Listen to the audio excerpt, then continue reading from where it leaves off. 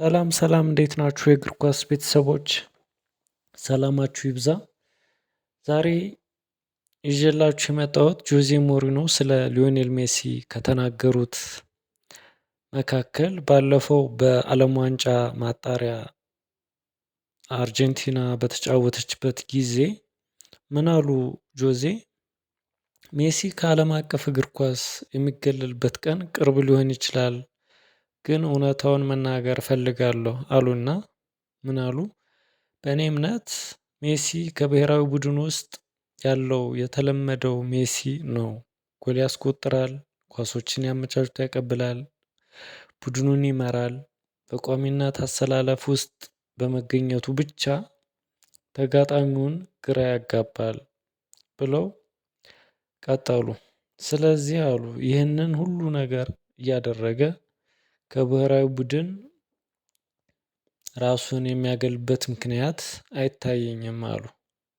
ግን በሌላ በኩል ሜሲ አሁን 38 ዓመቱ ላይ የሚገኝ ተጫዋች ነው። እሱ ሲሮጥ፣ ጎሎችን ሲያስቆጥር፣ ድሪብል ሲያደርግ፣ ኳሶችን አመቻችቶ ሲያቀብል እናያለን። ምክንያቱም ይህ ለሱ ኖርማል ነገር ስለሆነ ሜሲ ስለሆነ አሉ። ግን አሉ ጆዜ አሁን ተሰጥኦውን ለመጠቀም ብዙ ኢነርጂ ያስፈልገው ይሆናል። ነገር ግን ሜሲ ስለሆነ በቀላሉ ይወጣዋል አሉ። ከዛም ቀጠሉና ሜሲ ከብሔራዊ ቡድኑ ራሱን ቢያገል ጀግና ሆኖ ይወጣል። ምክንያቱም ብሔራዊ ቡድኑ ሁሉንም ነገር አሳክቷል። በብሔራዊ ቡድኑ ሁሉንም ነገር አሳክቷል።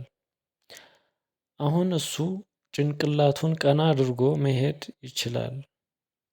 ለደጋፊዎቹም ግን ለመቀበል ከባድ ነው። ምክንያቱም ኮከባችን ማጣት ለብሔራዊ ቡድናቸው ምን ያህል ለኳስ ወዳዱ ማህበረሰብ ምን ያህል ስጋት እንደሆነ ስለሚያውቁ አሉ ጆዜ። ቀጠሉና ስለዚህ አርጀንቲና ያለ ሜሲ ማለት እግር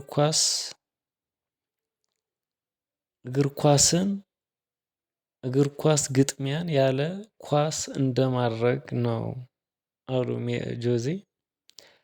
የቡድን አጋሮቹ እንኳን እሱን እና የእሱን የቡድን አመራር ያለመዱ ናቸው እና በመጨረሻም እግር ኳስ ዓለሙ ማህበረሰብ ሜሲ አንድ ቀን ኳስ እንደሚያቆም አምኖ መቀበል አለበት።